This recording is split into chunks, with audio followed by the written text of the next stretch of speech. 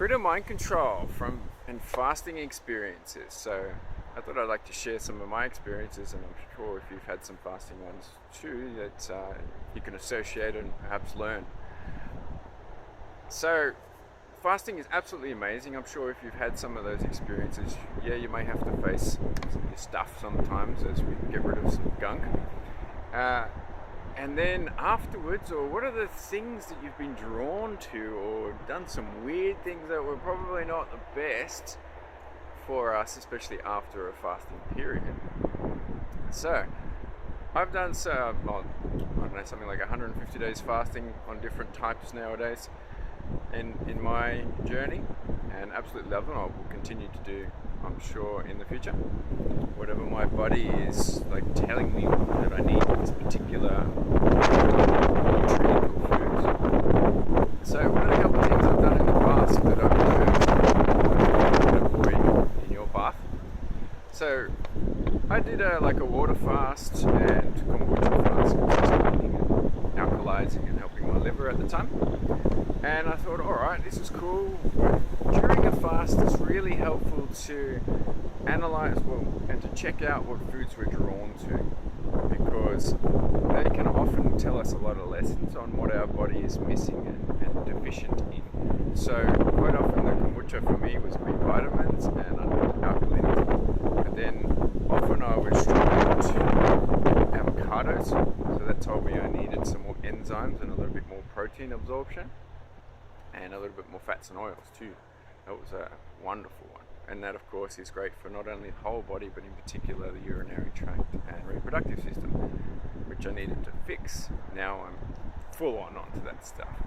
So I've found that fasting is a beautiful way to get more and more in touch with our body, to get those messages, to help us adjust our diet and lifestyle and practices, so we can be more tailored to our energy and what we perfectly need to sort out.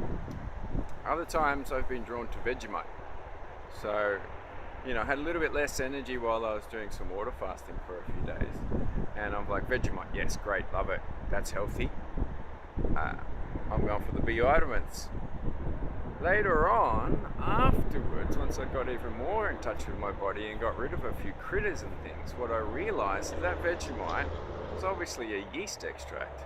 It was the yeast of the gut critters that were controlling my mind to tell me to have Vegemite. I know. So nobody likes being their own mind control and their subconscious mind playing games for that's not their highest good. But hey, it happens sometimes. So hopefully don't go for Vegemite. Or yeast flakes. I was very, very, very much drawn to yeast flakes. And they're, of course, they have a lot of benefits, but my yeast was a little bit over and it just kind of pushed it a little too far. And one of the worst things I did that you really, really don't want to do, I did a 10-day smoothie fast. So I was feeling absolutely sensational, like super ridiculously sharp. The clarity is superb. I'm like buzzing around, like just thinking everybody's slow and toxic and decrepit. Zombies, there are a few of that around. And I was just, my yoga practice, meditation was just shook. But I'm not like, okay, my mind, affected by whatever gut critters and things were going on, said, I'm going to have beef nachos with everything I can possibly find. Like, I want every nutrient, every food, every topping, every herb, the works. So I actually did that, and instead of just making a normal size portion, I made a baking tray size. Heaped baking tray size. Now, of course, after a fast coming back from it is a good idea to come back generally with